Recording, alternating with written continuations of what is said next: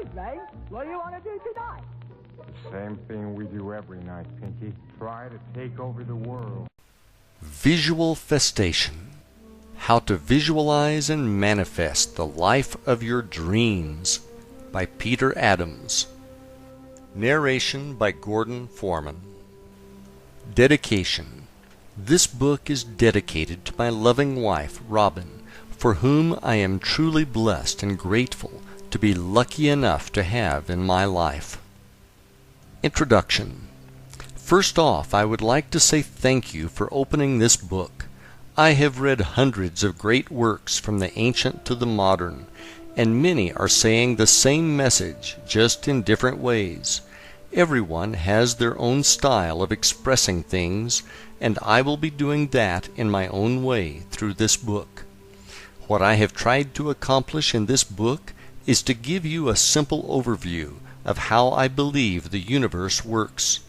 From there, my goal is to help you define the life of your dreams. Lastly, I will give you the exact techniques which I have used and from which I have gotten amazing results in my life. I have used these techniques to work with the universe, and I feel as though my life is magical and truly blessed. Everyone is in a different spot in their lives, and if you are reading this book, my guess is that you are looking for some type of change with something in your life. After reading this book, doing the exercises, and using the techniques, you will have what you need to be, do, or have anything you want in this life. There is a disclaimer to that statement, and that is that you must believe beyond a shadow of a doubt that it is possible. To take that one step further, you are going to need to believe that it already exists for you and that it is on its way. The concepts in this book which I have written about are universal, and they are true for everyone. I am not here to challenge anyone's belief system, challenge anyone's religion, or get into a debate about how the universe was created. When I refer to the universe, it may be what you refer to as God, Buddha, source energy, universal life force, or whatever you believe in. The important thing you need to remember is that whatever you choose to call it, it is still true. If you are ready to start creating the life of your dreams, let us begin. Chapter 1. 12 Crazy Goals. Time for a change. I, like many others, got introduced to the self-help industry as a result of being unhappy with the circumstances that existed in my life. I had been downsized as a result of a corporate consolidation, and I was unable to find a replacement job which paid anything near what I was formerly earning. Suddenly, I clearly understood the meaning of a relatively new term known as underemployed. To make matters worse, I was working in a position that was not a spiritual match for my soul. My job duties as an analyst for a large for-profit hospital corporation included explaining why the hospital I oversaw had a good or bad month financially. What really bothered me was, if we had a good month, that meant it was a tragic month for the patients and their families. It really hit home one day when I ran into a neighbor of mine in the cafeteria who told me that his mother had been admitted and that she was not going to be coming home again. The following month we had a great month financially, and I had to explain in my report that it was because we had an outlier. An outlier, in hospital lingo, refers to a patient who has billed charges that exceed $250,000. Seeing my neighbor at the hospital and knowing that his mother's prolonged death was boosting our bottom line, I knew I had to get out of this business. When it was bad, it was good, was not the kind of business I wanted to be in. Being unhappy with my professional life and simultaneously having financial challenges as a result of being downsized, I knew that I needed a major change. I don't remember how many times I could not sleep at night, and I would turn on the television to see Anthony Robbins' infomercial for his personal power system. I felt like he was really talking to me when he asked, "Are you ready to change your life? What are you waiting for?" The only problem I had was that I didn't have enough money or room on my credit card to buy his system. Well, the universe was not going to let money get in the way of getting personal power. The following morning I ran into my friend Ron on the beach, and he told me that he had just bought it, and that he would let me borrow it as soon as he got through with it. Now I was fired up, and I remembered Tony saying that we needed to take massive action on the infomercial. So, rather than sit patiently and wait for Ron to finish the course, I got started immediately and went down to the local library and checked out a couple of self-help classics.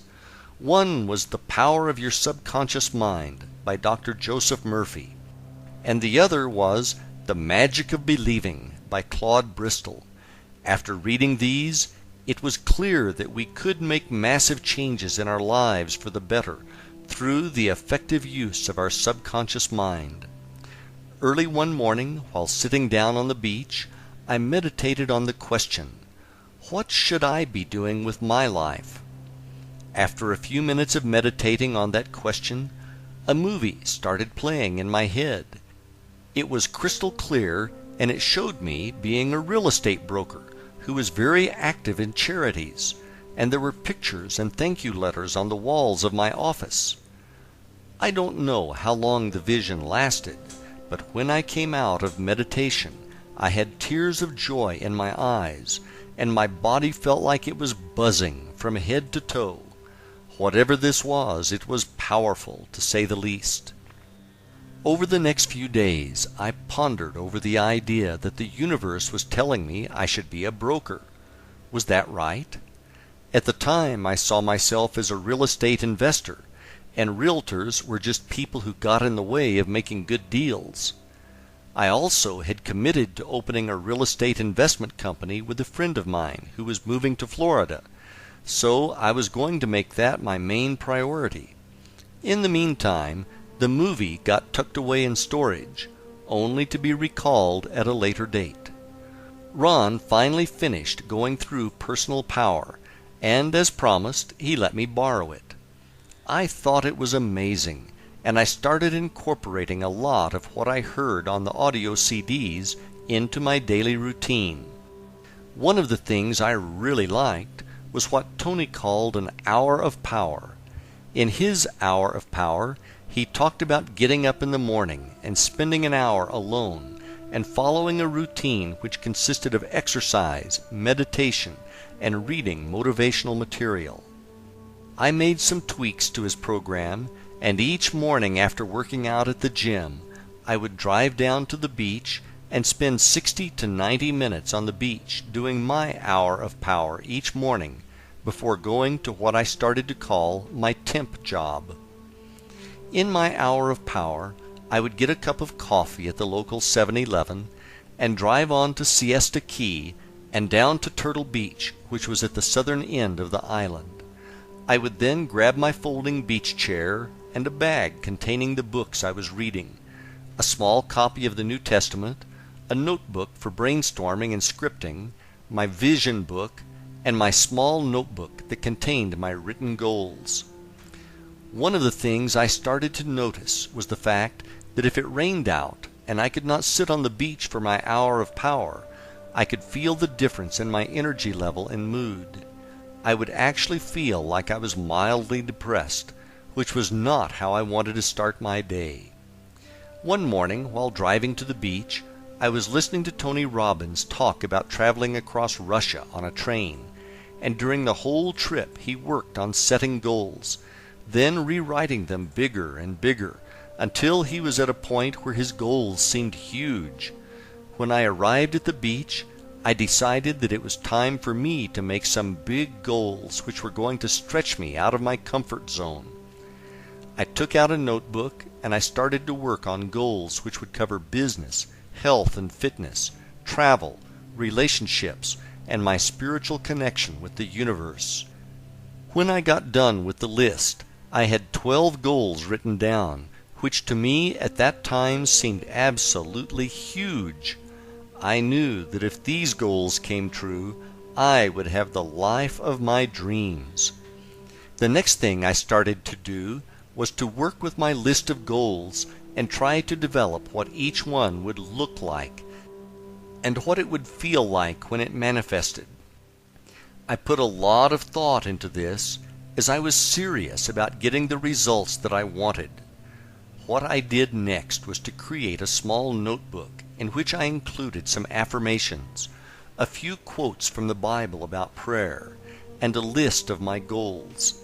And after each of the goals I drew a smiley face or two to represent happiness and gratitude for its coming into my experience.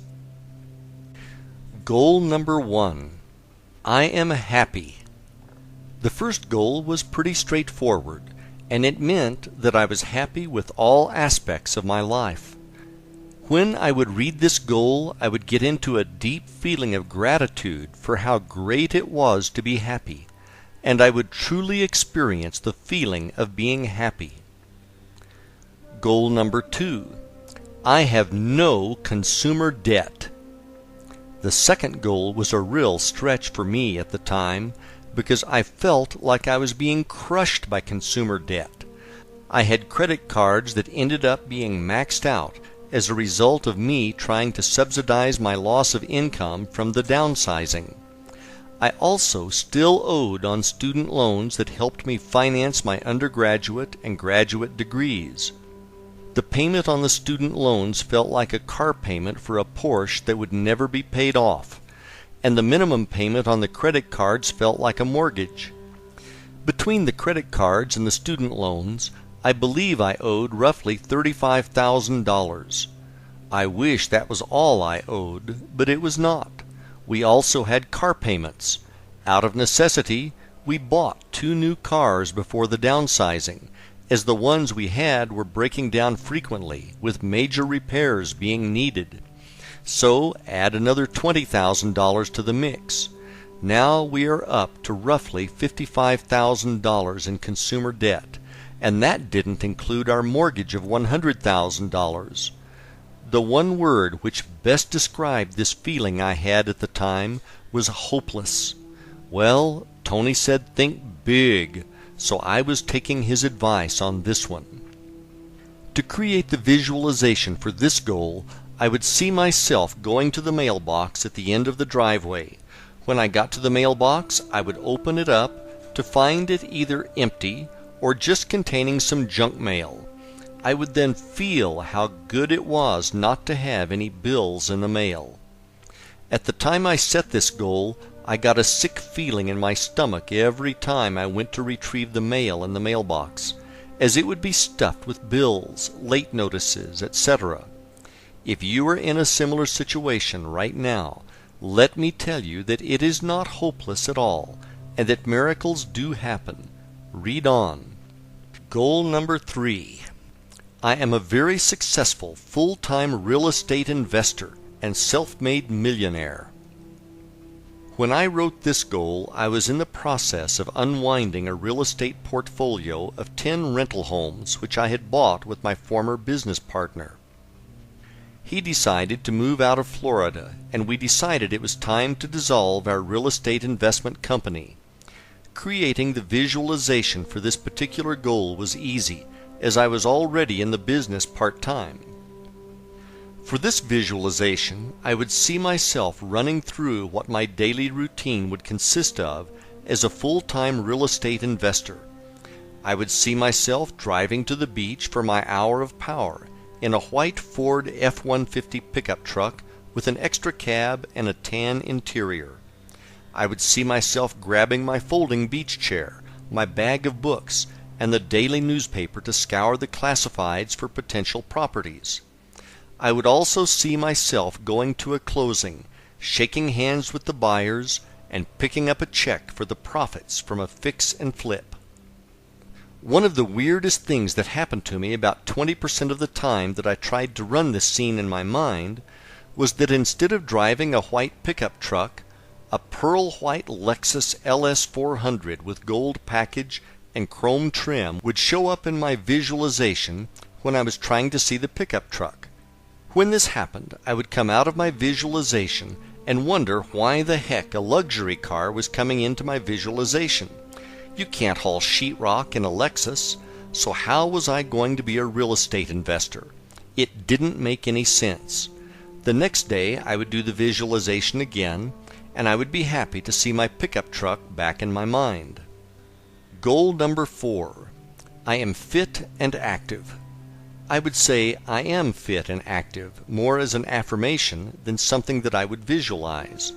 At the time, I had already completed 3 Ironman triathlons. An iron distance triathlon consists of a 2.4-mile swim, a 112-mile bike ride, and a 26.2-mile full marathon run. The training it takes to compete and successfully finish one of these is almost like having a second full-time job. So my goal was to maintain my fitness in the future. Goal number 5. We have newer vehicles owned outright. This I would say as an affirmation, and I would feel how good it felt not to have any coupon books for car payments. Goal number 6. We have disposable money to have real vacations. At the time I wrote this affirmation, we were broke, and the only vacations we could afford were to take time off from work and have a staycation at home in Florida. For this visualization, I would see us going on a ski trip to Colorado, and I would see my wife saying how much fun she was having, and I would have a feeling of gratitude that she was happy. Goal number 7. I am able to give a lot of money to help others in need, and I do. When I wrote this goal, I knew that I wanted to be a philanthropist. The reason I say that is that my wife and I had become active in Habitat for Humanity, which is a great cause. Habitat helps lower-income people afford a nice new home that they could not otherwise afford. The homeowners who get these homes pay for their down payment through sweat equity, which can often take them over a year to complete. On one Saturday morning, I asked the construction supervisor what types of appliances came with the finished homes. He said that they just came with a stove and a refrigerator. I told him that my wife and I were moving from a house to a condo, and that we would not need our washer and dryer and would like to donate them if we could.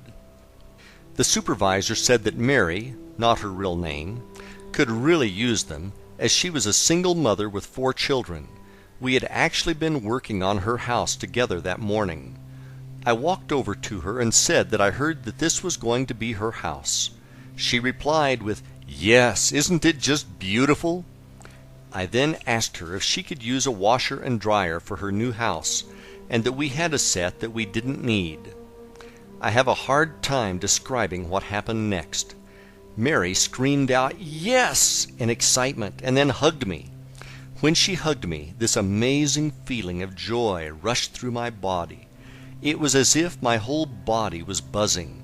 I had never felt anything like it before, but if this was what being charitable was like, I wanted to have this feeling all of the time. To visualize this goal, I would see myself being at the ribbon cutting for a new home to be donated to a family by Habitat. I would see myself being called up to hand the scissors and the keys to the new family. I could feel that feeling I had from Mary's hug, and I could see people clapping in joy for the new family. When I did this visualization, I would always end up with tears of joy in my eyes. Goal number 8. I live near the beach and have a beautiful home. This I said as an affirmation, and I would have a feeling of gratitude for how happy I was to live near the beach. Goal number 9. I own a large real estate portfolio. I also said this as an affirmation to reinforce goal number 3 of being a full-time real estate investor. Goal number 10. I am trusted by investors and have the ability to raise large sums of money. At the time I wrote this, I only had 2 investors who were really close friends. I would say this as an affirmation with the feeling that this was absolutely true. Goal number 11. I have a great relationship with my wife. I would say this as an affirmation, and I would feel gratitude for having my wife Robin in my life. Goal number 12.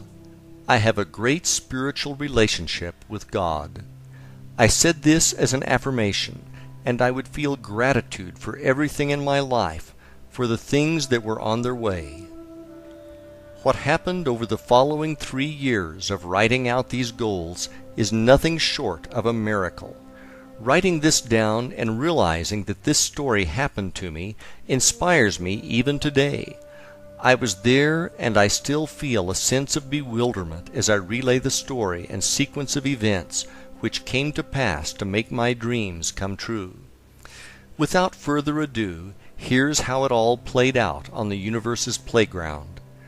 I got a notice in the mail saying that my real estate salesperson license was coming up for renewal, and that I was required to take a mandatory continuing education class if I wanted to keep the license.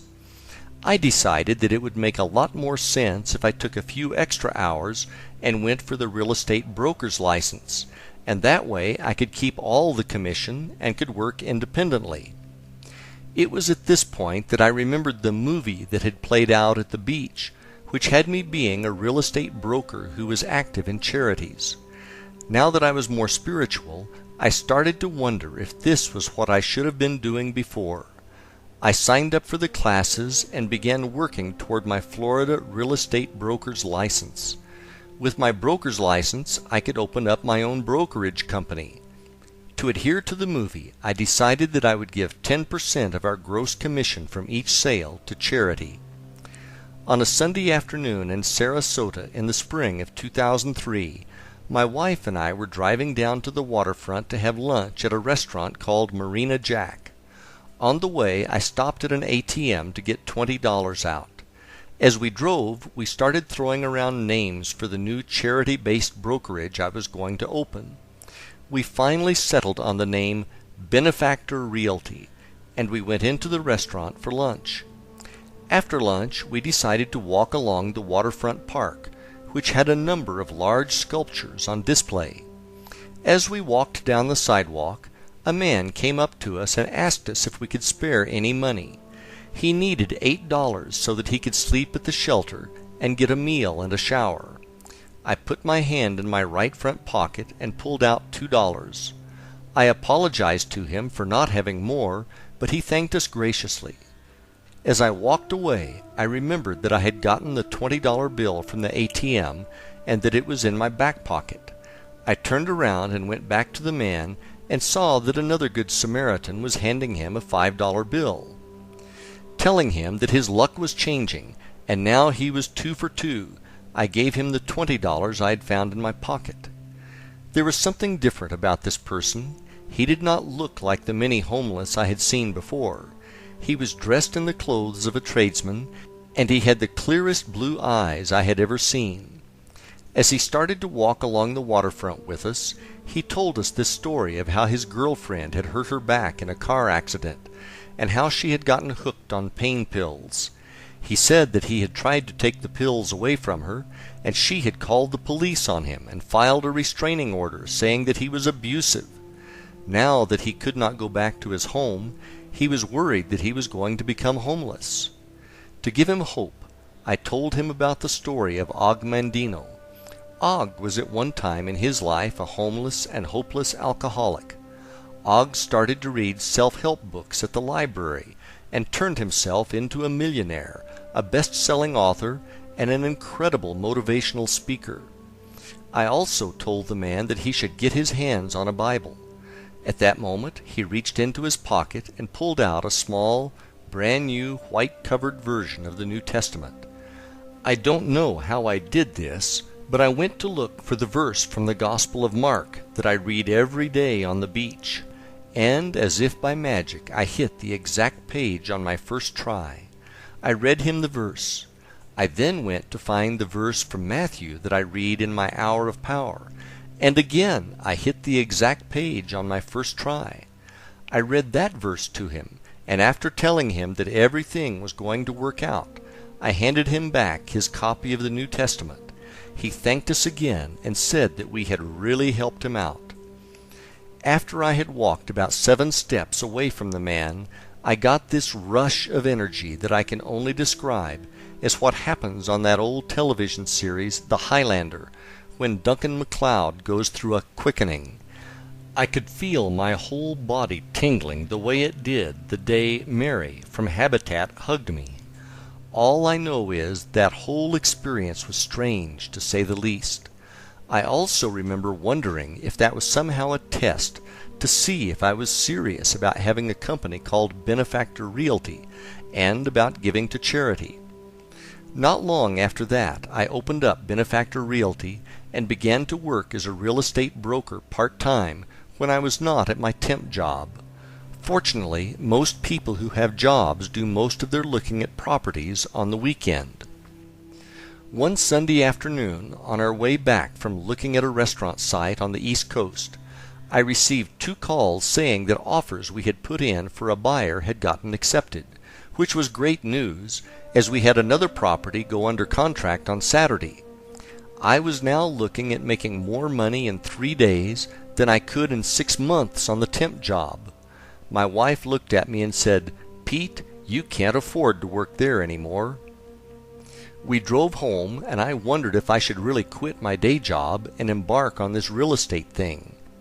About 10 years earlier, I had tried leaving corporate to open a small business, which didn't make it because it was undercapitalized, and I was worried about it happening again. The following morning I went into my office to try to figure out what to do. I will never forget the call that changed my life. It was around 10 a.m. on Monday morning when my office phone rang. It was my good friend Bill. I had worked with him, and we had been downsized together by our former, now bankrupt, employer. When I answered, Bill asked me, "What are you doing?" I thought this was weird, so I said, "Bill, you called me at work. What do you think I'm doing?" Bill then said, "That's not what I meant. What I meant was, what are you thinking? Are you thinking about doing something?" I told him that I was thinking about leaving the hospital and selling real estate. He said, "The money is there. The money is there." Bill then told me that he had been meditating at the lake by his house when a message came beaming in from the universe which said that he needed to call me and give me the message that the money is there. You can't make this kind of stuff up. As if getting 3 deals under contract was not enough, now I had the universe calling me on the telephone. Not being one to question the universe, I immediately sent an email to my director to tell him I was going to be resigning. A few minutes later he called me to tell me that he was happy for me, and that he knew it was only a matter of time before I left to do something with real estate. I then went to meet with my original investors and asked them if they would be interested in investing with me again. This time it was going to be as a private line of credit for my new company. They were excited about the new opportunity and wrote me a check on the spot. Bill's words were now echoing again, and the money really was there. Driving back home on my normal route that week, I looked off to the side and saw a pearl white Lexus LS400 with chrome trim and the gold package with the for sale sign on it. I pulled into the parking lot and walked over to the car. It was the car that had kept popping up in my visualizations. It was not a car that looked like the car. It was the exact car. Without hesitation, I called the number on the sign and bought the car. I then got a call from a wonderful tenant we had in a rental property. She called to ask me if I would help her find a house to purchase, as she did not want to get priced out of the market. I said sure, and then I asked her if she wanted to buy the one she was in. She wasn't sure if she could afford it, but I told her I would help her with closing costs, etc. What I hadn't realized was that this property had appreciated by almost $35,000 over a 2-year period since we bought it. In less than a 60-day period, I had opened a new company and left my job, sold 3 properties as a broker, sold the rental house for a windfall profit, and paid off all my consumer debt, including the 2 cars, all the credit cards, and my student loans. This was totally out of the blue, and totally blew me away. My life had completely changed for the better. When I wrote those dozen goals, I never saw any of this coming. I had no idea how it was going to happen. All I knew was that it was my job to keep believing it was going to happen and let the universe handle the details. That same year, my wife and I went on our ski vacation to Breckenridge, Colorado, and 12 months later, we bought a waterfront home close to the beach. With help from the universe, we blew the crazy goals out of the water. There was more to come the following year, and this is going to blow you away. Chapter 2. Winning the Lottery. After an unbelievable year during which all of my goals and dreams came true, I started to think about what else there was that I truly wanted to experience in my life. My life had become almost magical. It was clear that there was nothing that I could not be, do, or have if I practiced faith and used my visualization techniques.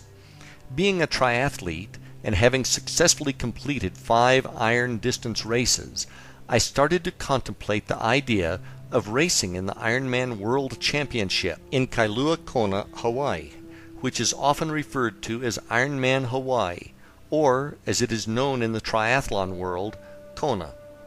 Anyone who has ever competed in an iron distance triathlon will tell you that being fortunate enough to compete in the Hawaii Ironman is like winning Wimbledon, the Masters, and the Super Bowl all in one day. Before I get into my next Ironman experience, let me give you some background behind the event. The history behind the Ironman triathlon. The Ironman in Hawaii is a legendary race. It came into being after a group of athletes were drinking beer at the Oahu Perimeter Relay post-race party in 1977. They were debating which type of athlete was the fittest. There was disagreement over who were the most fit athletes. Some said that cyclists were the most fit, others said runners were the most fit, and still others said that swimmers were the most fit. To settle the score, they decided to put it to the test. So they formed a new race that combined the 3 major endurance events they had on Oahu.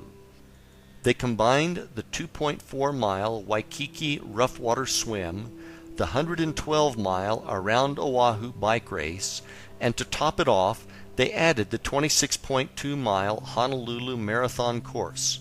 They deemed that the winner of this race would earn the title of Ironman. The first Ironman triathlon was held in 1978. There were 15 brave and also crazy participants who competed in the first race. The really remarkable thing about it was that they did not know if anyone could possibly finish the race.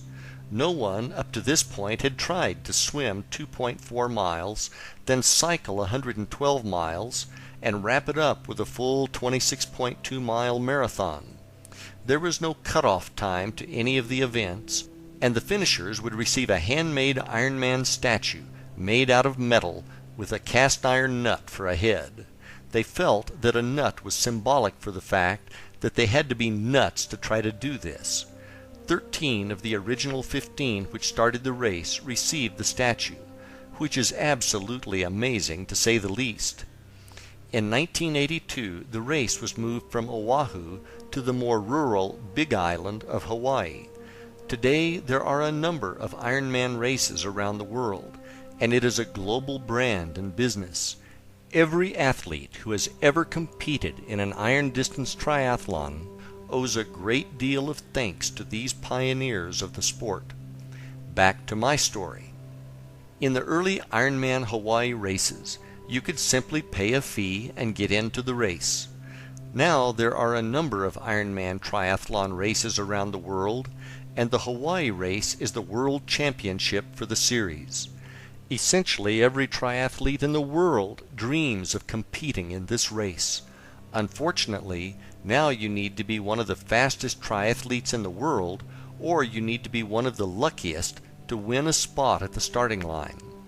Not being one of the fastest in the world meant that if I was going to get into Kona, I was going to have to be one of the lottery winners.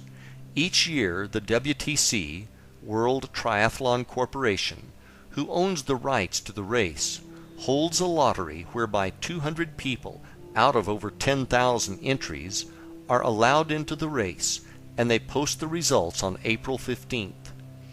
After thinking about the race for about a month, and with the deadline rapidly approaching to enter, I decided to really put my beliefs to the test. I got out my credit card and put my name into the hat for the 2005 Ironman World Championship Lottery. As a member of the St. Pete Mad Dogs Triathlon Club, I knew a ton of people who entered their names in the lottery for Kona multiple times who have never gotten in. I knew that if I wanted different results, I was going to need to do something that they were not doing. The difference was visualization. Having watched the video coverage of the race that year in 2004, which had amazing coverage of the course, I decided to buy the DVD and watch it repeatedly. With less than 4 months before the winners of the lottery were chosen, I knew I had to get serious. I started watching the DVD a few times a week, and I would mentally race the Hawaiian Ironman in my mind for around 20 minutes each morning. The DVD had great footage, and the way they filmed it, you truly felt as if you were watching it as a competitor. Some of the most memorable shots were of the swim start, where you saw the competitor's feet kicking underwater directly in front of you, and you heard the narrator say, "You are in Hawaii, and you are in the Ironman." Another one I really liked showed the race leader biking in the lava fields on the Queen K, with the shadow of the helicopter which is filming him caught on tape as they passed over him. This was very helpful for creating extremely lucid visualizations. I also found a picture in the back of an issue of Triathlete magazine, which was entitled Night Moves. The picture showed some taller triathletes walking in the dark on the Queen K and a shorter, stocky triathlete running up behind them. The caption says, "As night slips over the last remnants of a very long day, triathletes continue toward the finish line at the Ironman Triathlon World Championship in Hawaii." I cut the picture out and put it in my vision book. I am stocky and typically pass a lot of people in the dark when I race.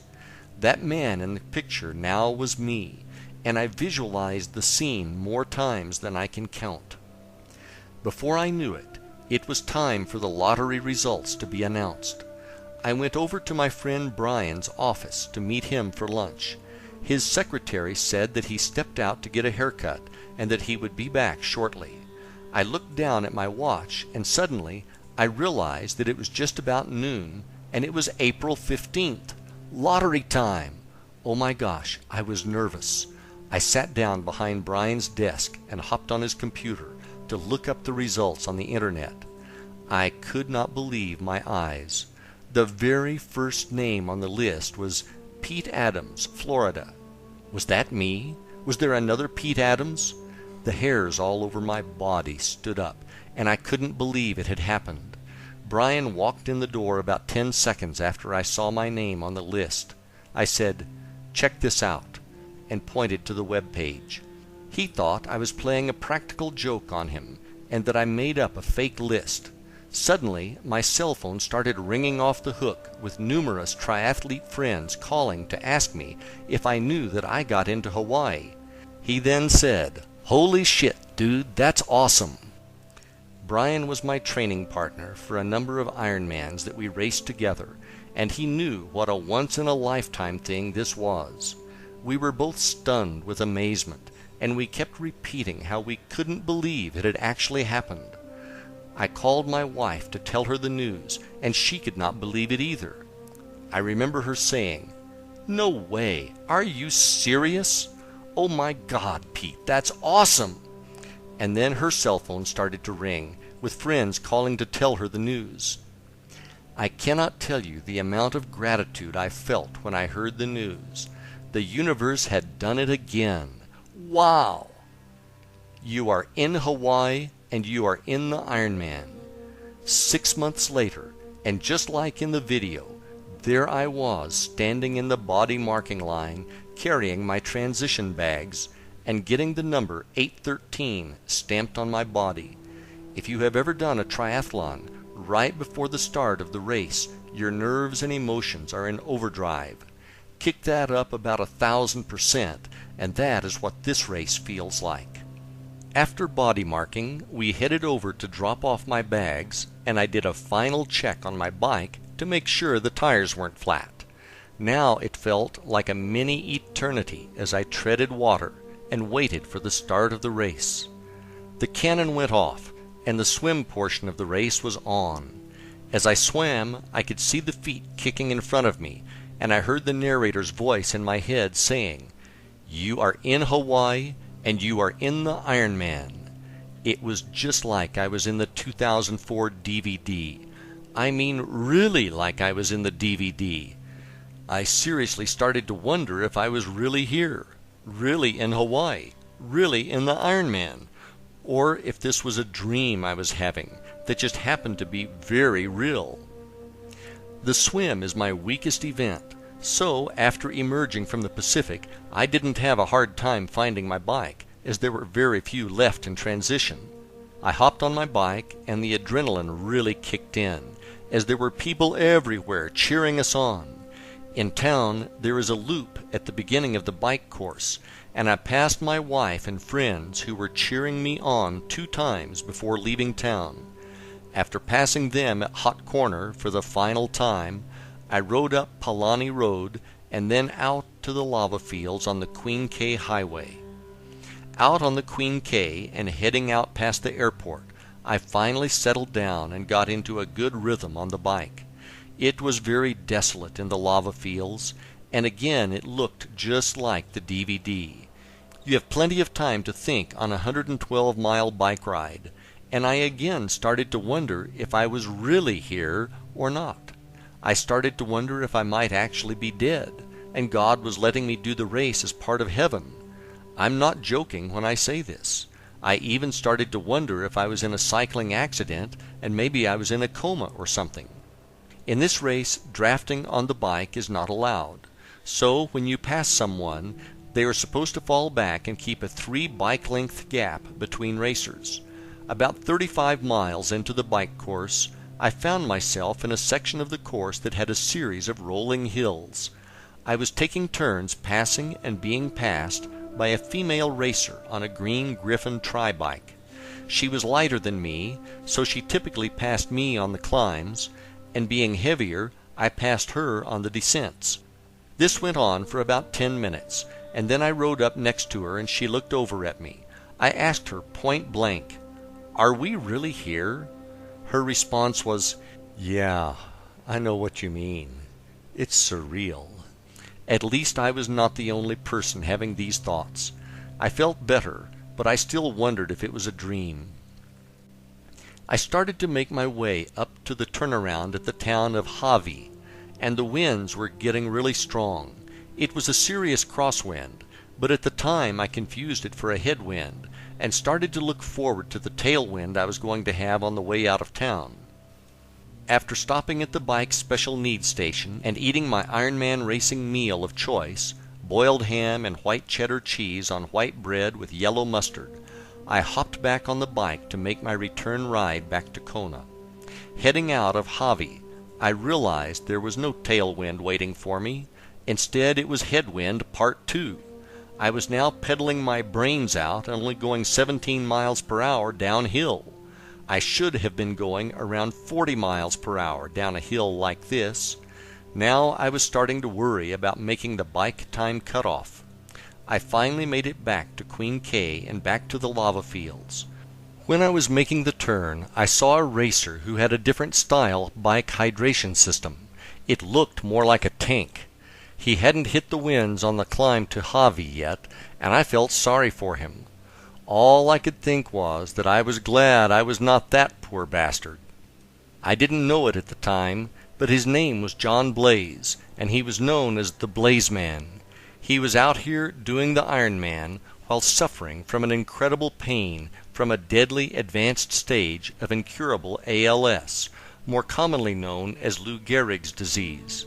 He had a special hydration system because he could not catch bottles at the aid stations, as the disease had taken away his ability to grab and hold things. John was a spokesman for ALS and was an amazing human being. John made it to the finish line that day in Kona. Unfortunately, a few years later that horrible disease took his life. Heading back through the lava fields, all I could think about was how much easier it was on the way out. As I rode, I could hear a helicopter getting closer, and before I knew it, it was above me, and the shadow of it passed directly over me and my bike. It was exactly the way it happened in the 2004 DVD. The only difference was that I was not the race leader. The shadow thing freaked me out, and now I was almost convinced that I was not here. After more wind and many more miles of lava fields, I finally got back to town. The first person that I recognized in hours was my wife, who was cheering me on from the road below the Kona Brewing Company. It was so good to see her, and she was cheering me on and saying, "Looking good." For a moment, the pain in my back, neck, legs, and buttocks temporarily lessened, and I headed down to T2 to put on my running shoes and start running the marathon. I rolled out of transition and headed up to Hot Corner, where my wife and friends were cheering me on like I was going to win this thing. I actually felt pretty good, and I shook off my bike legs in just a few miles. I took a couple of turns and ran up Alihi Drive, going past Island Lava Java, which was absolutely packed with cheering fans. The view of the surf crashing across from Lava Java was absolutely awesome, and I felt much gratitude and gave thanks to God for letting me be in Hawaii and do the Ironman. After a few more miles, I saw Sarah Reinhardson running toward me. She was like a rock star out here, complete with her own van with a film crew. Everyone knew her name and went crazy. For those of you who don't know who Sarah is, she was a lead story in the 2004 Ironman DVD. Sarah is a challenged athlete who as a child had a tissue disease and had to have her leg amputated above the knee when she was very young. In 2004, she attempted to be the first above-the-knee amputee finisher of the Hawaii Ironman. If you watch her story on the 2004 DVD, you'd better have some Kleenex handy, because it is a real tearjerker.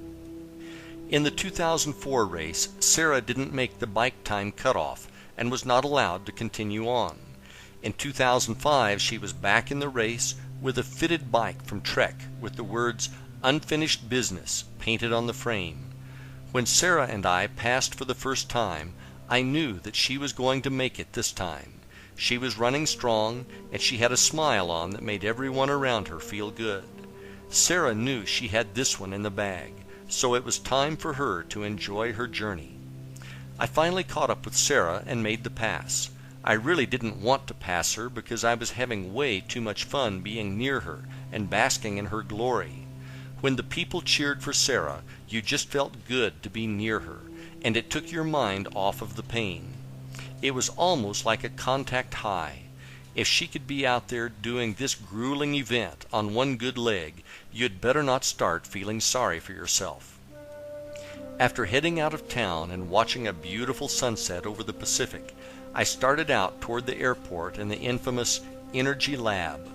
At this time of day, the Energy Lab was not viciously hot, which it is famous for when the pros come through. On the way out, I got to see Sarah again. She was pretty hard to miss with the film crew chasing her with mics and spotlights in hand. Now it was really dark out, and I remembered the photo from Triathlete magazine that I cut out and put in my vision book. I was really the guy in the picture now, as I was running up on the other racers who were walking. Now all I wanted to do was get back to town before I got in a wreck with some overzealous fan on a mountain bike. The course now was pitch black, with the exception of the aid stations, which had lights powered by gas generators. all I had to do was keep running to the next set of lights, where I would be greeted by the nicest volunteers in the world, and I would make it home. The mantra now was just keep moving, just keep moving. I finally made it out of the darkness and reached the outskirts of town and back to civilization. With every step I could hear the announcer and the cheering crowd get louder and louder. I ran down Palani and through Hot Corner and took a left. Now I was running parallel to where the finish line was, and I was close, but not there yet. My everything ached with every step of that run on the final few miles back to Alihi Drive. As I got closer, I remembered the advice that a friend of mine gave me when he heard that I got into Kona. He had done the race a few years before, and he said, "Whatever you do, don't race hard down the finishing chute. Take your time and enjoy it. You will never forget it as long as you live. Trust me." The last 2 miles felt as long as the previous 24. Where was the turn? I kept thinking. Finally I saw a police officer blocking traffic, and I knew that was where it was. It is about time, I thought, and I turned right and ran downhill onto Alihi Drive. What was to happen next was one of the most memorable things that has ever happened to me. I was running down Alihi Drive, and there were children and adults from the crowd running up to me and high-fiving me. They wanted to share in this incredible moment, and it felt absolutely amazing to have them there. I finally arrived at the entrance to the finishing chute, and I could see the finishing line in sight. I have been to a lot of races, but I have never seen anything like this. People were jammed in the bleachers, screaming and cheering. The finishing chute had people lined up shoulder to shoulder on both sides, screaming and banging noisemakers. There was so much energy here that you probably could have lit up a city with it. It is something you have to experience in person to appreciate. I took my time and ran down the final steps of the chute and crossed over the finish line. I don't have words to describe what that was like. It was almost like you never wanted that moment to be over, even though you spent the entire day wishing it would be. After crossing the finish line, I was given a fresh lei of flowers which smelled amazing, a towel, and my official finisher's medal. A moment later, I was greeted by Robin and friends at the finish line who wanted to help me out in any manner possible.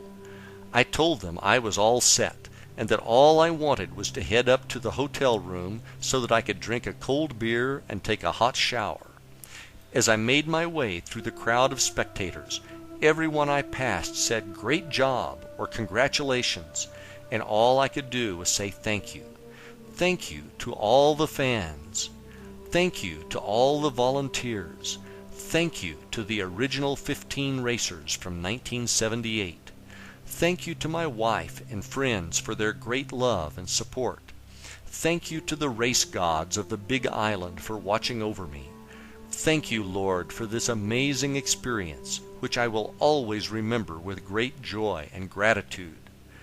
As they say in the Ironman world, anything is possible. I hope this story has made you a believer of the same. Chapter 3: The Vision House. In the spring of 2004, my wife Robin and I watched a story on the Travel Channel on Breckenridge, Colorado. I had written in one of my journals one morning on the beach that one of my goals was a ski vacation in Breckenridge under my places to travel list. A few months later, I was talking to my new friend Doc, whom I met through a real estate course, who had lived in Colorado. I mentioned that I wanted to check out Breckenridge, as I had seen a special on TV. Doc said that he had a timeshare in Breck and that we could use it, as they didn't think they would get out there that year. I went home that evening and told Robin about it. Suddenly, I ran out to the trunk of my car and found the notebook from the beach and showed it to Robin. "We are enjoying our ski trip to Breckenridge." The hairs were standing up on my arms. It was working again. We ended up not taking the timeshare, but instead booked the week we wanted before Christmas. We are now having real vacations. We went back out to Breckenridge for vacation again in December of 2006. One morning, on our way out to go snowmobiling, we drove past a subdivision that had beautiful log mansions overlooking the 10-mile range. After snowmobiling, we decided to drive through the subdivision to take a look at the homes. By now, we understood the power of visualization, and I knew I wanted some new material for my vision board and vision book. We drove around the subdivision until we found the house we thought had the best view. We took a picture of the house along with a picture of the view it had. After arriving home, I had a friend of mine print them off in color, and I put the two pictures in my vision book. These pictures to me represented my ideal scene, because if we lived in a house like this as our second home, we obviously were very successful. What I would visualize was that I would be having conference calls with our asset managers, and after these meetings I took the afternoon off to either go skiing or play golf, depending on the season. Many times, if I found myself unable to sleep, this was the visualization I would use to burn into my subconscious mind before falling back to sleep. I probably did this visualization over 500 times. In the summer of 2010, we decided to escape the Florida heat and work remotely from Breckenridge, Colorado. We found a very small furnished cabin to rent off of Craigslist that was only about a mile from the subdivision where we took the pictures in 2006. That summer, we rode our mountain bikes through the subdivision and took more pictures. We really loved that summer out in Colorado, so we decided to look for an annual rental. After going to a yoga class on one Friday afternoon in July, Robin returned home to search the internet for an annual rental. After an hour or so of searching various websites and not finding what she was looking for, I suggested that she check out Craigslist. On the second page of ads, she found a home that sounded very interesting. She started looking at the pictures and she said, "Pete, you have got to see this house."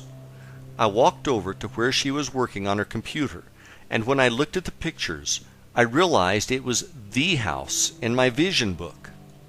The hairs on my arms stood up when I saw the pictures. I was in complete amazement. I asked Robin who the contact person was for the ad. She told me the name, and for some reason I knew I had heard the name before. I did a search on the name in my email, and I found the name connected to an ad off Craigslist for a garage apartment I had inquired about back in March of 2009. I asked the owner if she could send me some pictures of the apartment. She did, and once again the hairs went up on my arms when I looked at a picture taken out of a window, and the view was almost identical to the one I had in my vision book. Now I realized that my vision house had come in not once, but twice. I replied to the email from March 2009, and we called the owner and set up a meeting with her on the following morning to see the home. She gave us the physical address, and we drove by the property a few minutes later because we could not wait to see if it was the same one. 5 minutes later we knew beyond any shadow of a doubt that it was the same house as in my vision book. We couldn't believe what was actually happening.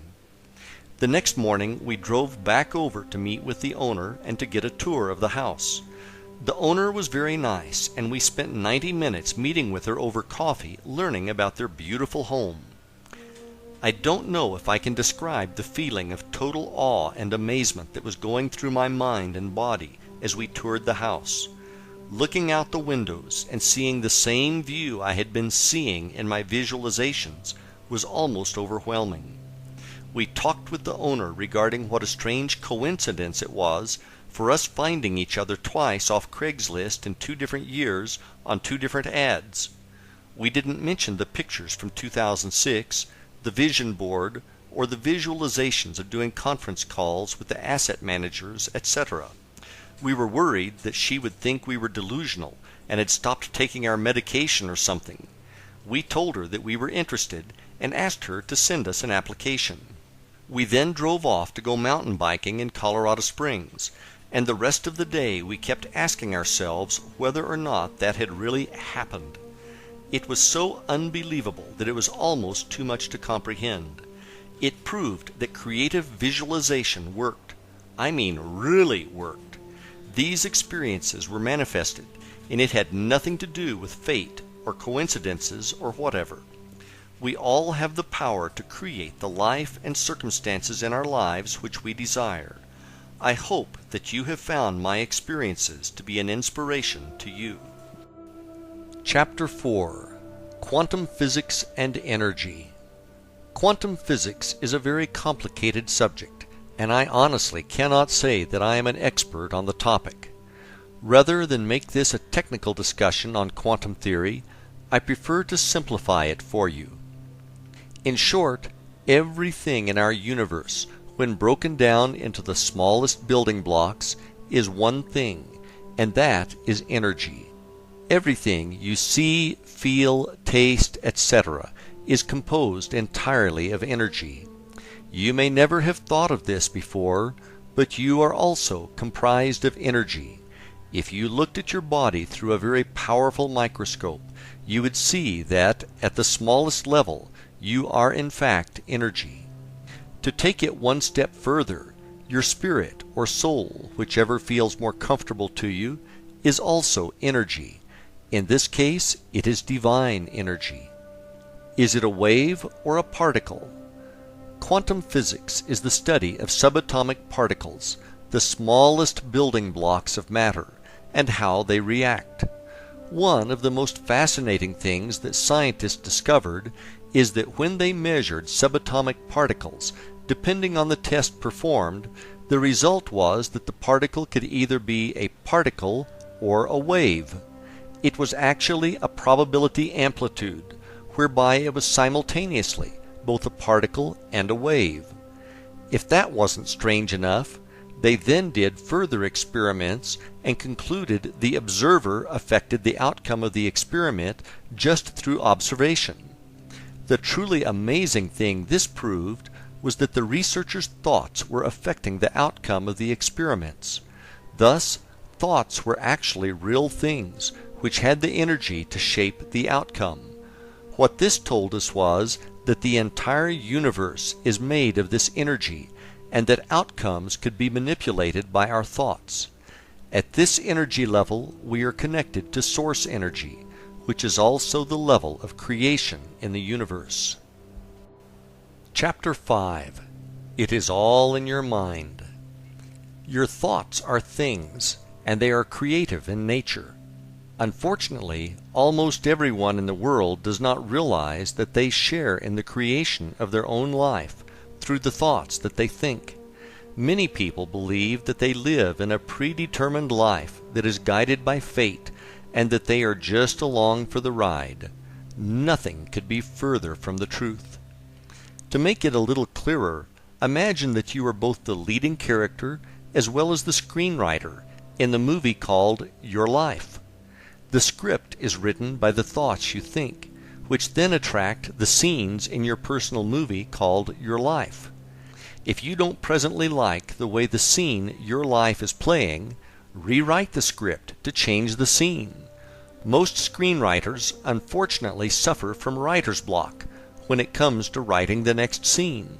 As the screenwriter, you can create any movie of your life as long as you believe that you can. GIGO, or G-I-G-O, is an acronym that stands for Garbage In, Garbage Out. Let's bring this into the realm of thought. If you think negative thoughts on an ongoing basis, you are going to see negative outcomes happening in your life. It is not by chance, but instead by natural law. One of the most damaging things that our minds can do if we are not vigilant in watching over our thoughts is to create what I call the downward spiral. In the downward spiral, thoughts of fear generate more and more thoughts of fear, and in your mind things are getting worse and worse. It is almost a total fear fest that is being choreographed completely in your mind as a result of wrong thoughts. Downward spiral example. An example of this could be a salesperson who is worried about making his or her quota. The salesperson starts to think ideas like this: if I don't make my quota, they are going to fire me, and I won't have a job. If I lose my job, then I won't be able to find another one. When I can't find another job, I'm going to lose the house. When I lose the house, I will lose my family, and no one will love me anymore. I will then be homeless and die from fill in the blank, all alone. Now the movie escalates into a full-blown tragedy, and the salesperson is feeling as if this reality is actually happening. The stress of these negative thoughts could then translate into lost sales due to reduced effectiveness from insomnia. The problem with these spirals is that they get out of control and will eat you alive with real stress. If these thoughts are not canceled out, they can become a self-fulfilling prophecy through negative outcomes being attracted to your life experience. Whenever your mind starts trying to play the spiral, you immediately need to forcefully say, "Stop!" You are the one who is in control of what you are going to think, and it is not going to be things like that. Period. Remember that nothing good can ever come from thinking negative thoughts, so decide now to purge them from your being. Thought barriers and misguided beliefs. It is not my intent to give everyone a prepackaged excuse as to why they are not living the life of their dreams through what I am going to say next. The truth is, from the time you were born to where you are right now, you have been subjected to brainwashing. This brainwashing took place when you did not even realize it was happening. It could have been positive, but more than likely you received negative reinforcement.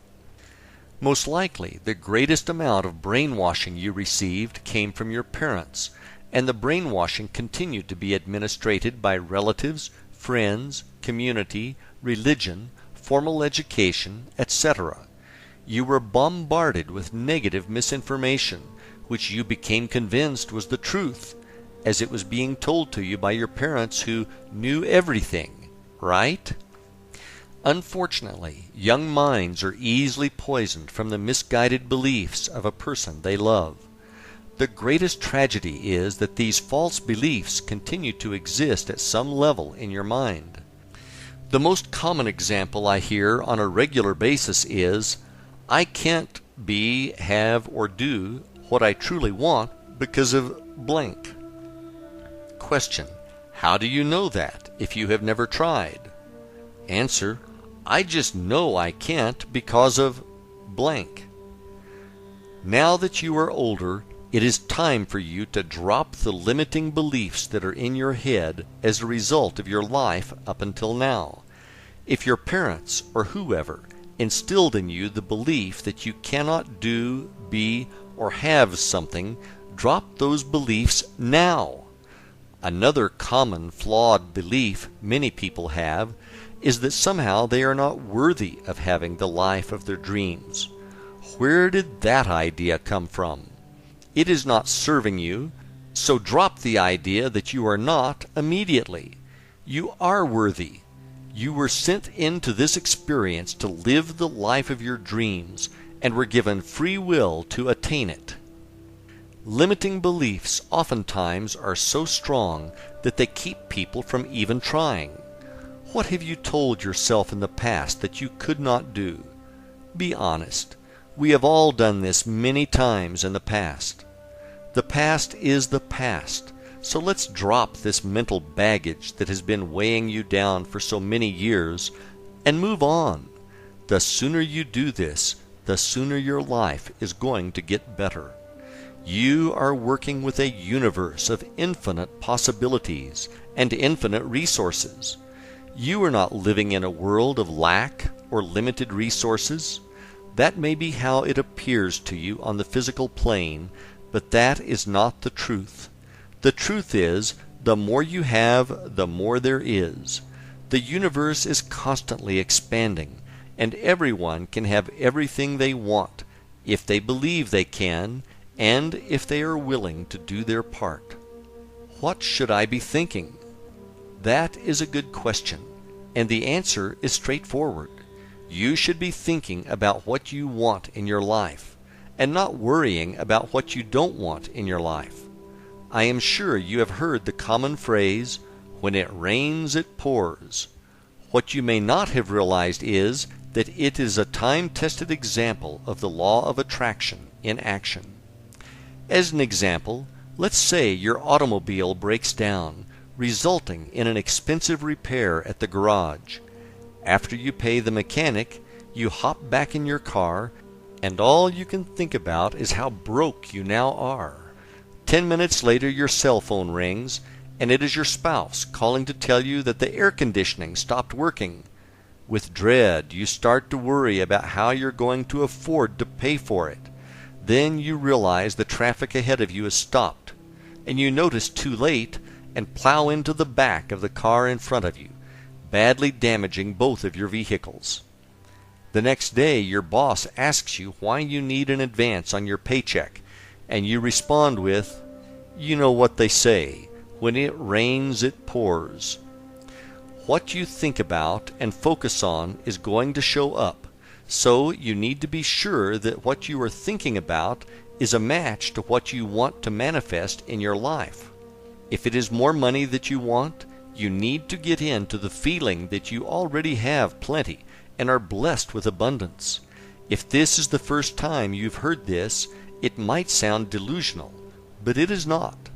The feeling in this case is a vibration that is being sent through your thoughts out to the universe. A mismatch in vibration will be corrected over time by the universe. In this case, it may be the temporary appearance of a money shortage. If you refuse to buy into the appearance and hold steadfast to your belief by feeling that you have plenty, the universe will bring the circumstances needed to match your vibration. The universe can do this in an infinite number of ways, one of which might be you suddenly land a huge client for your business, or, out of the blue, you receive a check from Uncle Bob, who just sold his company for $10 million and is feeling generous, or a $1 million idea comes to you about an invention you are working on. To people on the outside, this will just look like luck. There is no such thing as good luck or bad luck. There is such a thing as positive or negative expectations. These expectations that you have, whether positive or negative, will attract either good circumstances or bad circumstances, which will show up in your life. We are going to go through some exercises in Chapter 8 that will help you define what it is that you say you really want. Once we have defined it, we can then build upon that to create the techniques we will use later in the book. Chapter 6. Feelings and Gratitude. Simply put, like attracts like. So, you need to do a really good job of monitoring the thoughts you are currently thinking, as they will lead you to a state of feeling either good or bad. Think of your feelings as an early warning system to what you are thinking. If you feel bad about something and continue focusing on it, you are going to amplify that bad feeling. Through amplifying that bad feeling, you are going to attract into your life more of what will make you feel bad. That is absolutely not going to be a favorable thing for you when you get more and more things to feel lousy about. One of the best examples I have heard about the law of attraction is this. Imagine that the universe is a giant mail-order company, and the way that you place your orders is through the thoughts you are thinking. On the other side, imagine that there is a shipping clerk filling your order. The shipping clerk does not know if size 8 will fit you. All the clerk knows is that is what you ordered. Therefore, it must be the size you wanted. Sometimes these orders get shipped to us with bonus extras, which could be really good or really bad for that matter, based on what we are thinking. The good thing about all of the orders we place is that they can be canceled before they are shipped through a change in our thinking. The best thoughts by far that we should be thinking are thoughts that give us a feeling of gratitude. Through feeling gratitude, we are telling the universe thank you. When we feel gratitude, we are connecting directly to source energy through love, which is the most powerful force in our universe. When you express a true feeling of gratitude to the universe, you are doing a lot more than giving thanks for your current blessings. You are also setting the stage for more good things to be brought into your time-space experience, so that you have more and more to be grateful for. When you express gratitude for the things that have not yet shown up in your experience, that is even more powerful, as you have now taken a goal or an intention and converted it into a form of prayer. One of my favorite passages from the Bible that addresses this is from the book of Mark, chapter 12, verses 23 and 24, when Jesus says, "For verily I say unto you, that whosoever shall say unto this mountain, Be thou removed, and be thou cast into the sea, and shall not doubt in his heart, but shall believe that those things which he saith shall come to pass, he shall have whatsoever he saith. Therefore I say unto you, what things soever ye desire when ye pray, believe that ye receive them, and ye shall receive them." That is one of the most powerful statements ever told about how to create whatever it is that you wish to experience. Jesus is telling us point blank how to create miracles in our lives. Many people equate the word miracle to something that is incredibly large, such as taking a few fish and a couple of loaves of bread and feeding thousands of people. That is not what I am saying at all. A miracle could be that you are in a terrible car accident and walk away from it without a scratch.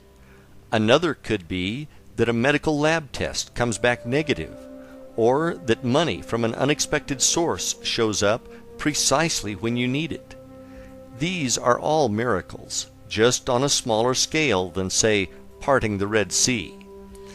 The process I described above as giving thanks and having gratitude for the miracles that have yet to appear in your life puts these miracles in motion. One of the biggest things we need to address here is that you don't get caught up in the hows. You don't need to know how the miracle will manifest.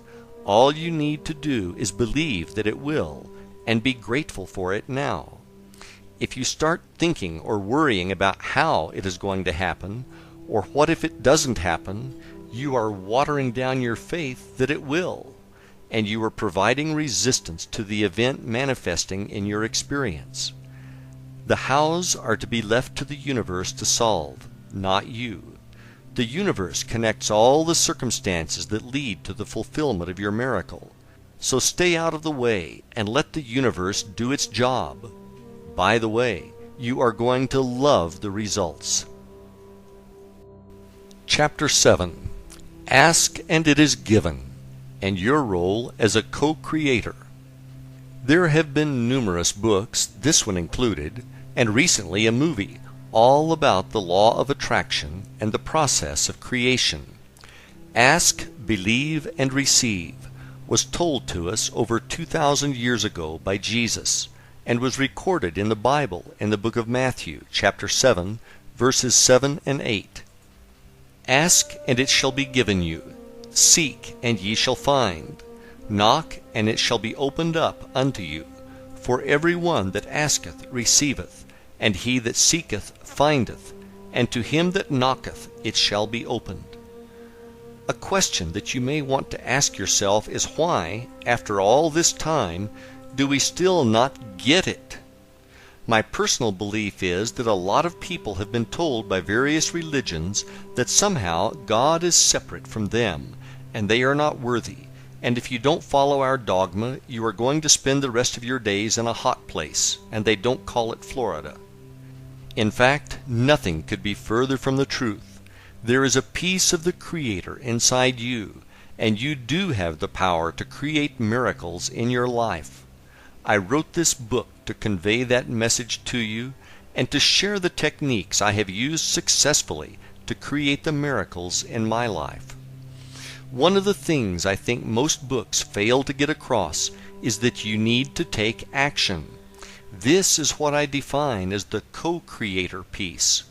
In your role as co-creator, there are a number of job duties that come with the position, such as the following. Decide what it is that you want, why you want it, and be able to create desire for it. Believe that you do have the power within you to create anything. You need to get into the feeling of already having it. You need to have gratitude and believe that it is already on its way to you. You need to avoid anyone who says that for whatever reason you cannot be, do, or have what it is that you say you want. You need to practice the techniques I am going to share with you on a daily basis until you receive what it is that you want. If there is something you need as a skill to do whatever you say you want, you need to take specific action and acquire those skills. You need to make a permanent commitment to remove procrastination from your life. You need to stay out of the hows and leave that job up to the universe. The universe reorders itself to make your miracles come true. You don't need to know how. You need to develop the skill of endurance, as this is a lifelong journey, and there will be times when you may doubt that everything is working. If you fulfill your duties as co-creator, you will have whatever it is that you say you want. The universe will see to it. Chapter 8. Defining Your Dream Life. 3 not-so-simple questions. Ask yourself, what would I be if there was nothing that I could not be? What would I do if there was nothing that I could not do? What would I have if there was nothing that I could not have? These are not philosophical questions. These are very important, very deep, and very personal questions. These are not questions that you can answer quickly, unless you have already been asked and answered them before. The answers to these questions will tell you what you really should be doing with your life. This is no time to be thinking small, so I want you to come up with answers to these questions that are so huge that if they happened, you would be so completely blown away beyond your wildest dreams. When you are working on the answers to these questions, don't let your mind say things to you like, "You can't do that," or "You'll never have that." Your mind is just talking trash, so tell it to be quiet. The whys. Take your time answering these questions, and feel free to supersize your order. If you can imagine it, you can have it. Once you have your major life goals written down, I want you to write each one down on the top of a separate piece of paper. Below that, I want you to write out all the reasons why this goal is so important to you. And next to each of those reasons, I want you to write out the feeling you have associated with this reason. Your feelings are the real underlying reasons why you want to achieve these goals. This is a good thing because if you dig down deep enough, you will find that the answer in its simplest form is love. With love comes passion, and that is a very powerful force of attraction in our universe. Ideal scene. Once you have your list completed, I want you to take a few minutes and imagine that it is now 5 years in the future, and everything on your list came perfectly true, and that it is now your present reality. See yourself in the movie that is playing on the screen of your mind, with all of these things being true.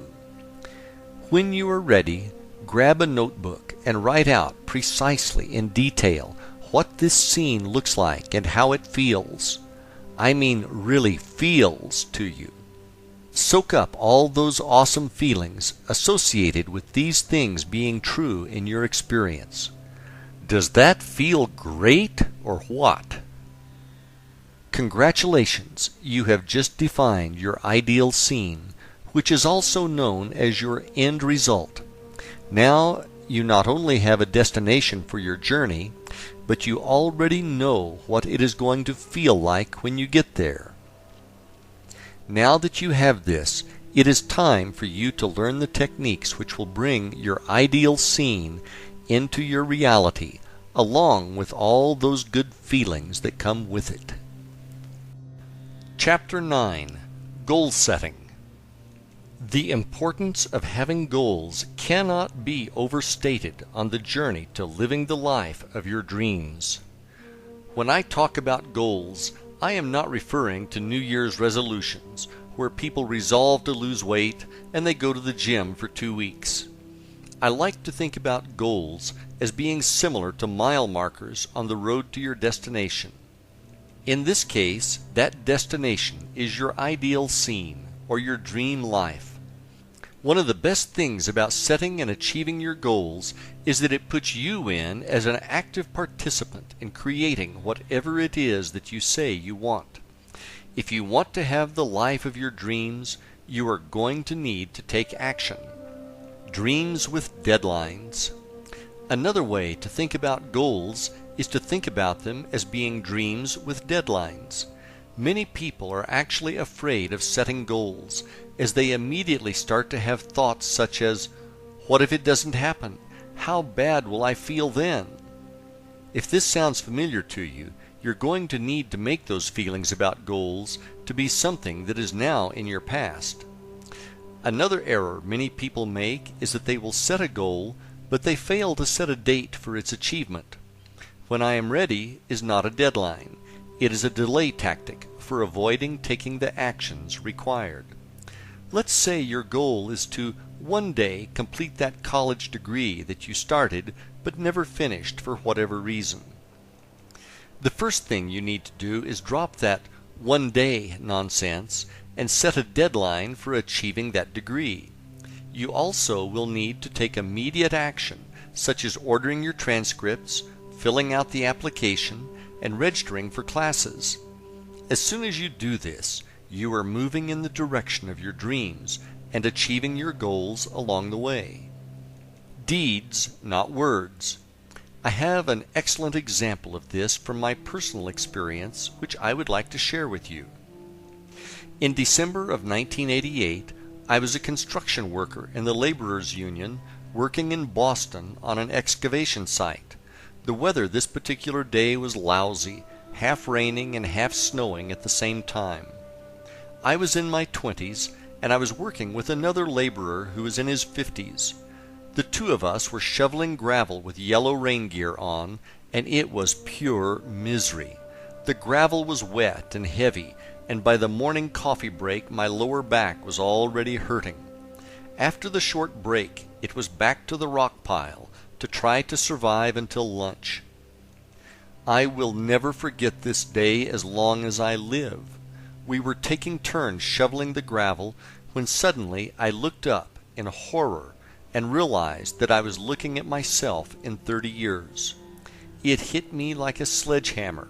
What the hell am I doing? I've got to do something about this, and I've got to do it now. The rest of the day I worked on my action plan while I shoveled away. It was time to go back to school. I had attended a community college briefly 4 years earlier and left before the end of the semester to go make big bucks in construction. I decided to take the next day off from work so that I could visit the college and see if they would let me back in. They said no problem and gave me an application and the spring course catalog. I then called one of my friends to get the number of one of his friends who was a shift manager at a hazardous waste plant to see if there were any night openings. My timing could not have been better. He said he was looking for a couple of people and hired me on the spot. That spring I started taking classes part-time as a freshman at the community college. At the same time, one of my friends was a first-semester junior doing a cooperative learning assignment at a stock brokerage firm. 5 years later, I earned my bachelor's degree, and 2 years after that, I had my Master of Science degree. After those same 7 years, my friend was still only a junior and talking about taking classes to complete his degree, and I had graduated twice. The major difference was that I took immediate action instead of just sitting around talking about it. When you make the commitment and take action, the universe will bend over backwards to help you achieve your goals. Words, not thoughts. Your goals need to be written, and you need to review them on a daily basis. Simply put, if they aren't written, you don't have them. Writing them down forces you to define clearly what it is you are going for. For your subconscious mind to assist you with achieving these goals, they need to be clear. Through writing them down, you are able to give your subconscious mind clear instructions. I personally suggest having a laminated card which you can carry in your pocket at all times, so that your goals are with you at all times. What I found helpful, and which added power to my goals, is that I added some short prayers to the opposite side. Another technique that I have used in the past is to rewrite my goals every morning. When you do this, it feels as if you are reinforcing your commitment to their achievement. Can you believe them? Your goals also need to be believable to you. Don't confuse this with the idea of knowing how they are going to come to fruition. That is not what I am saying. What I am saying, though, is if you create a really big goal, one which is beyond what you can get your mind to believe can happen, it is too big for you at this time. What will happen is that you won't be able to achieve the feeling that it has come true. As you set goals and achieve them, you are going to gain momentum and set bigger and bigger goals. One of the ways you can work on ramping up the size of your goals is to work on your faith. If you can truly believe with utmost certainty that your goals are already accomplished, you can pretty much ask for anything because you will be unstoppable. The why is as important as the what. When you create your goals, make sure you know why you want to achieve them. The reasons why you want to achieve these goals need to be powerful. If they are not powerful, you will not be able to generate a burning desire to have them fulfilled, which is necessary. This burning desire is also known as passion. If you don't have passion for what it is that you say you want, simply put, it won't happen because the energy is not there. With passion for their fulfillment, you will be able to generate very strong feelings of gratitude for their coming into your experience ahead of time. This is a crucial step in the process of manifestation. In the present. Lastly, when you write out your goals, you must write them in the present tense. What I mean by that is, when you write them down, write them as if they have already manifested. Let's say one of your goals is to finish college. You would write that goal down as, I am a college graduate, rather than, I am going to finish my degree. The difference between the two statements may seem subtle, but it is huge. The first one puts it in the present as already being done, while the latter places it as a possibility in the future. All of your goals need to be written in the now, and as already being a reality. Doing it this way, you will be able to generate the belief and the feeling of gratitude for it already being done. Chapter 10. Vision Books and Boards. If you have read the earlier chapters of this book, I am sure you are going to be interested in what I have to say about vision boards and books. My personal experience has been nothing short of miraculous when I look back to what I have put in my vision book and which has manifested into my reality. In case this is your first exposure to vision boards and books, I will give you a quick explanation on how to create one. I will then tell you how I used one to successfully help me manifest things into my physical reality. Let's create one. The first thing you need to do is create the list of goals for which you have passion. Once you have done this, the next step is to gather pictures of what the attainment of these goals looks like. As an example, let's say your goal is to take your family on a vacation to Disney World. What you could do then is to get some marketing brochures from Disney which are filled with photos of families having a great time at the park, and cut out the pictures of the families having fun. More than one picture is preferable, as it will give you more material to work with. Once you have these photos, you can fasten them to either a book or a board or both. Take your time doing this and make sure you find the best pictures you can. Remember, this is your life we are talking about, and okay is not going to cut it. So make sure you find pictures that you can look at and generate the feeling of truly having what the picture represents to you. Where faith and belief is such a crucial part of the manifestation process, I highly recommend finding some spiritual verses that resonate with you and adding them in as well. In my vision book, I have some powerful verses from the Bible which I typed on my computer and printed out. I then inserted them into transparent sleeves and then placed them in a 3-ring binder. What I found to work best with me was to alternate the pages of verses with the pages of the pictures. Feel free to customize your book to what works for you. Inside your book, you will also have your written goals, which must be written in the present tense. One really good way to do this is to write them as affirmations or as I am statements. Let's assume that you are single and your goal is to be in a loving relationship.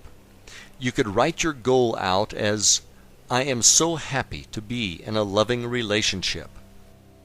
The important thing to stress again is that the statement must give you the ability to have the feeling that it is true. Below that statement, you could have a picture of a smiling couple who look to be having a wonderful time together. When you are done, your vision book should look like a representation of the life of your dreams. As the pictures in your book become your actual reality, and I promise you they will, move those pages to the back of your book. That way, when you see them in the future, it will thoroughly reinforce the fact that you are a co-creator and that you have the power to manifest things into your reality. Now that you have created your vision book, it is time to use it. The vision book is really a tool for you to use to create the feeling of already having the life of your dreams. At this stage, you have already defined what it is that you want to have in your life. You know why you want it, and you have true passion for it showing up in your life. Having pictures of what it looks like now is very powerful. I cannot explain to you exactly how it works. All I can tell you is that when you combine this with visualization, you are going to be blown away by the results. Chapter 11. Creative Visualization and Manifestation. Before I get into how massively powerful I believe the process of visualization is for manifestation, let me first explain to you what I am talking about. The process of visualization is to actively use your imagination to create the movie in your mind of what your dream life looks and truly feels like. When done effectively, you will be able to create a visualization which will seem as real to you as the dreams you experience when you sleep. I am going to go through the techniques I practice, and if you want to learn more, I suggest reading an excellent book entitled Creative Visualization by Shakti Gawain. That's Gawain. I learned the pink bubble technique, which I will discuss later, straight from Shakti's book. The visualization process, step by step. One of the things you must be able to master to have really good visualizations is the ability to quiet your mind through meditation. If you are new to meditation, don't worry. You are not going to have to get on a plane to Tibet to learn. It is a lot simpler than you might think, but I would suggest reading more on the subject. To begin, you need to be able to relax. Turn off your outside thoughts and bring your brainwaves down to a state known as alpha. At alpha, you are completely relaxed, but you are still awake. Alpha can best be described as the state which you are in just before you fall asleep. At that level, you are very relaxed, but you can still control your thoughts. One of the techniques I use to get into alpha is to sit in a comfortable chair, close my eyes, and relax, and then count backwards from 15 to 1. I actually see the numbers, and I relax more and more as I count down. Finally, at 1, I arrive at alpha, and I am completely relaxed. Once you are at alpha, you can begin your visualization process.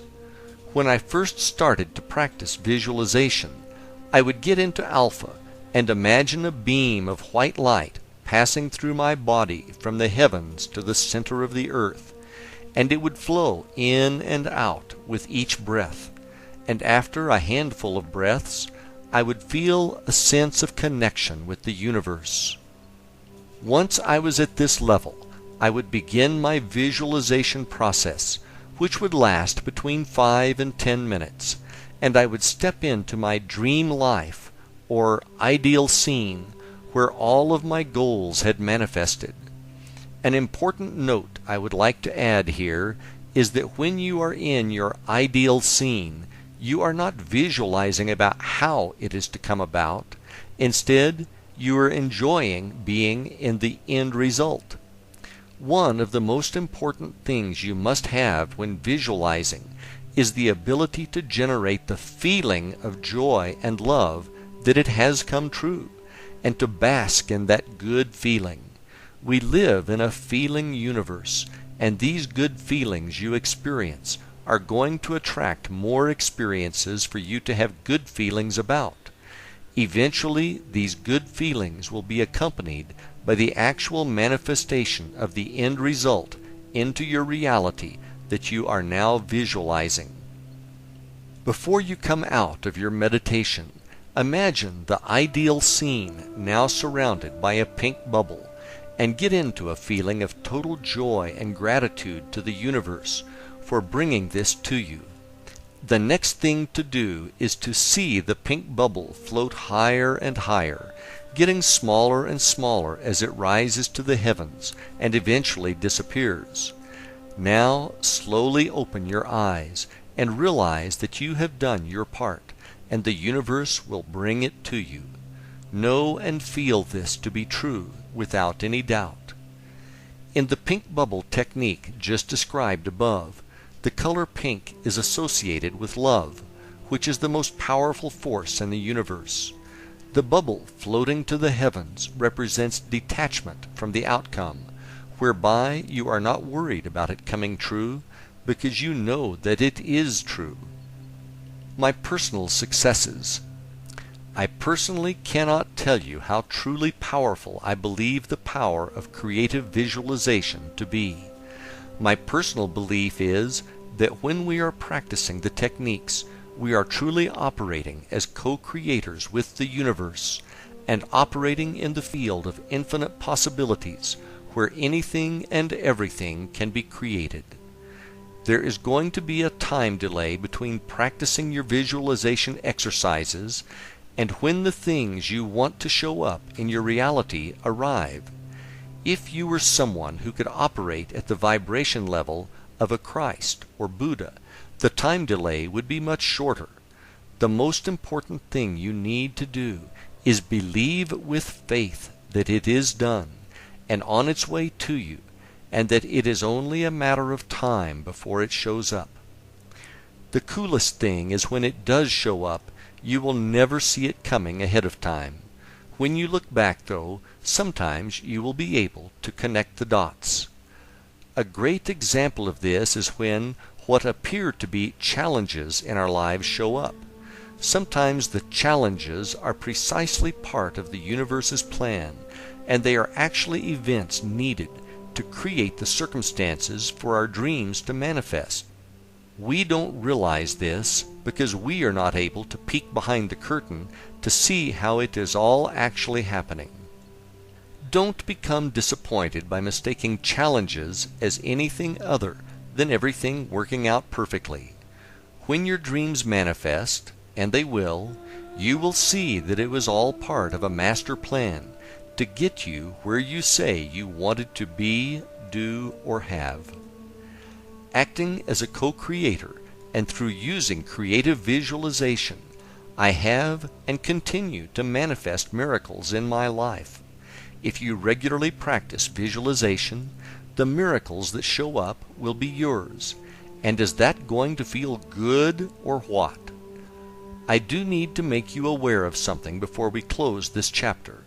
Sometimes, for whatever reason, you are going to have days where you seem unable to get into the zone and will have difficulty visualizing.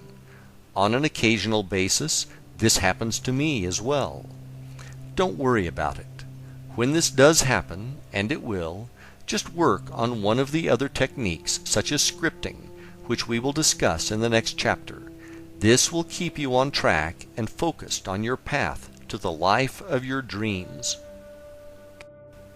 Chapter 12. Scripting. Scripting, which is sometimes referred to as journaling, is a great technique I use regularly to get into the feeling that my dreams have manifested. It is a really easy exercise to do, and it is great when you are pressed for time. There is something very powerful about writing words down on paper. It is especially powerful when you are writing them down while simultaneously having a feeling of gratitude. It only takes a few minutes, and you can generate some amazing feelings of truly having it now. It is important that you find a quiet place to write without distractions. From there, break out your paper and pencil and start writing about the miracles that you want to have materialize in your life, and the associated feelings of joy and gratitude now that they have become your reality. You should be able to generate the same level of feelings when you are scripting as you do when you are having a good day visualizing. What I normally do is start off with a statement such as, "I am so happy about blank," and then I start writing about and describing how good it feels to have blank in my reality. Sometimes I will focus on practice scripting on one of my goals. Other times I will script for a longer period of time and write about my entire ideal scene and the feelings of joy I have for it manifesting into my life. Don't worry about your penmanship or spelling when you are doing this exercise.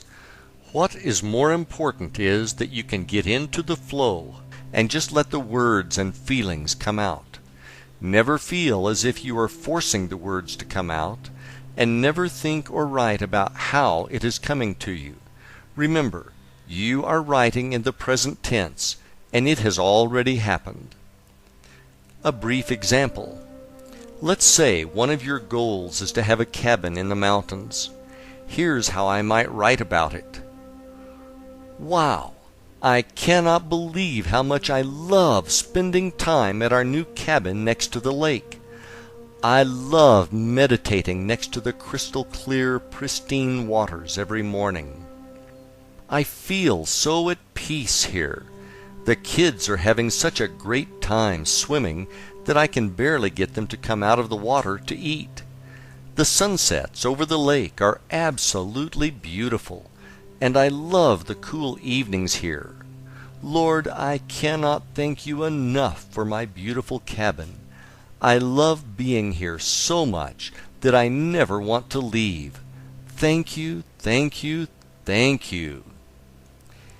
If you have done this exercise correctly, when you are done writing, you should really be basking in a feeling of joy and gratitude. Another method of scripting is to imagine that you are writing a letter to a very close friend or loved one, and you are telling them all about the miracles that have happened to you. The more detailed you can be about your feelings and the experience, the better. You can use scripting to improve any area of your life that you wish to change.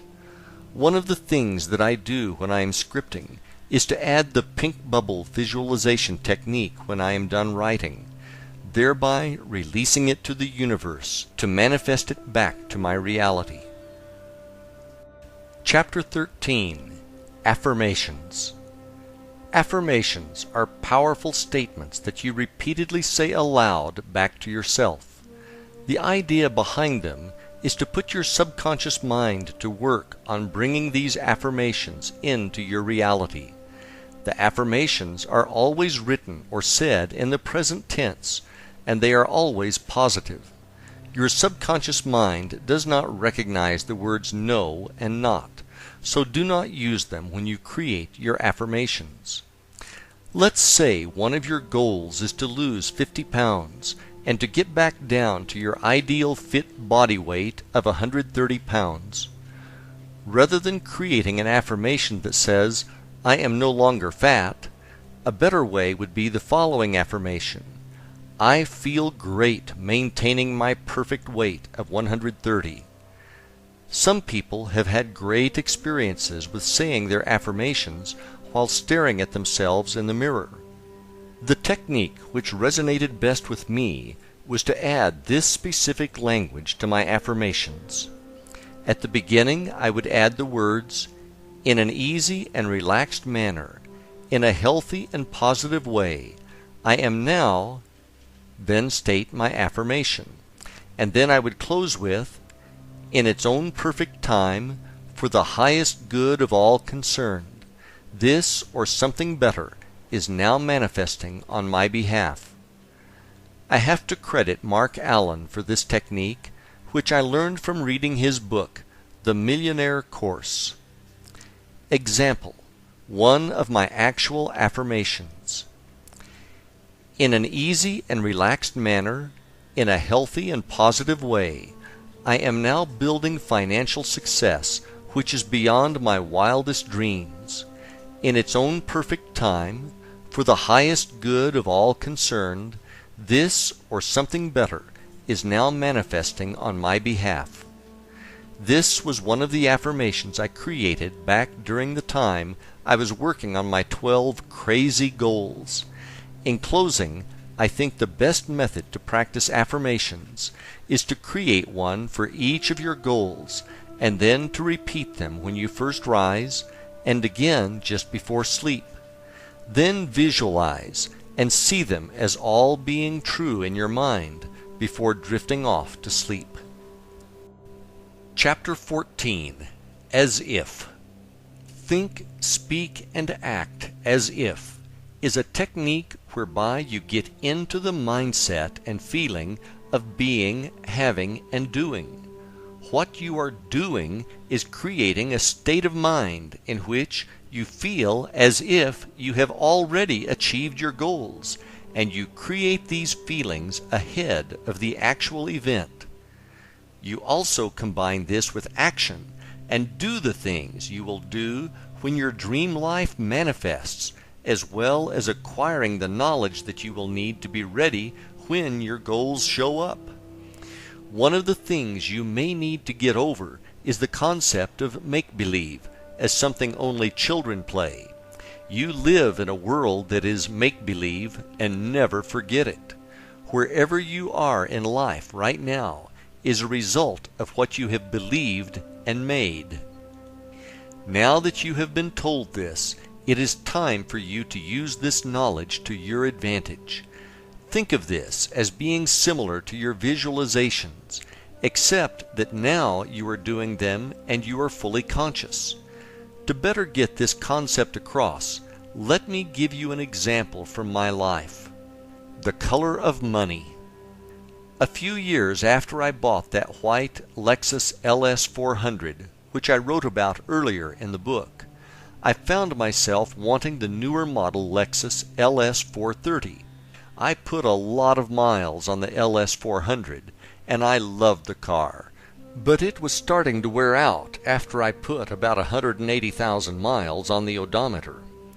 One of the things I liked best about the newer LS 430 was that they added a wood insert into the steering wheel and dashboard, which really dressed up the interior. Knowing the power of being a co-creator, I drove down to the local Lexus dealer and picked up one of their sales brochures, which had a bunch of great pictures of both the exterior and interior of the car. I then cut out the best picture of the car and put it in my vision book, and I put the brochure in my hour of power bag, which I brought to the beach each day. After a while, I really knew what my new car looked like. When I would walk off the beach and get back to the LS 400, I would imagine that I was opening the trunk of my LS 430, and I would get into the feeling of how great it felt to have this beautiful car with a fantastic interior. Another thing I would do is to visualize and see in my mind's eye the wood accent interior of the LS 430 while driving the LS 400. This technique worked best when I would drive in the early morning before sunrise. Another thing I would do to get ready for the LS 430 was research on various internet sites to figure out what the true market value was for each year. I would then shop for LS 430s on eBay Motors, and I would look at all the pictures that the sellers posted on their ads. When I saw one that I liked, I would take it one step further and plug the information into another site, which would give me a valuation based on the year, options, and mileage. I really liked my LS 400 as it had reached out and found me, so I felt loyalty to her. One morning I hopped in the car to drive to an appointment to show a house to a client, and the car was completely dead. After messing around with it for 10 minutes and covered in sweat from the sweltering Florida summer, I finally started the car and made it to my appointment. When I got home after showing the appointment, I went directly to eBay Motors and found a deal on a beautiful dark green LS 430 nearby, and I clicked the Buy It Now button. After a few days, I appropriately named the car The Color of Money. The feeling I had now when physically driving the LS 430 was exactly the same as the as-if feeling I created when driving the LS 400. Now in the morning when I came off of the beach, I was really putting my beach chair and bag into an LS 430. All I could do was smile and feel gratitude, which is precisely how I prepared for this day through practicing as if. Whatever it is that you want, make sure that you do your homework to prepare yourself.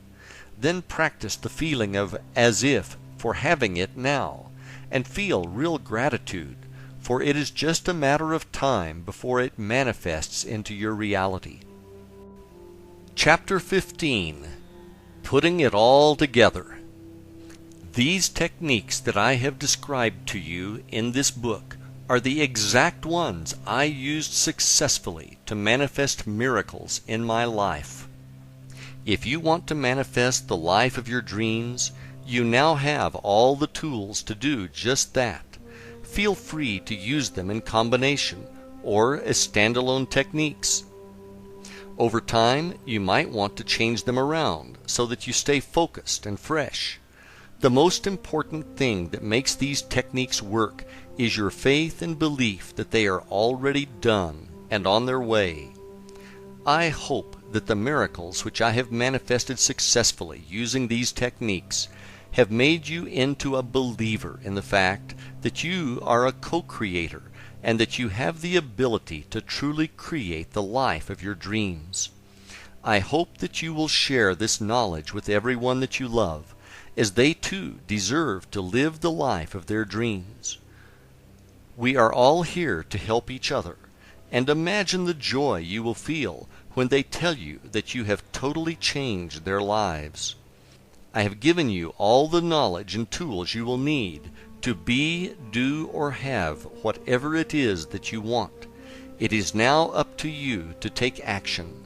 I wish you Godspeed on your journey. All the best, Pete.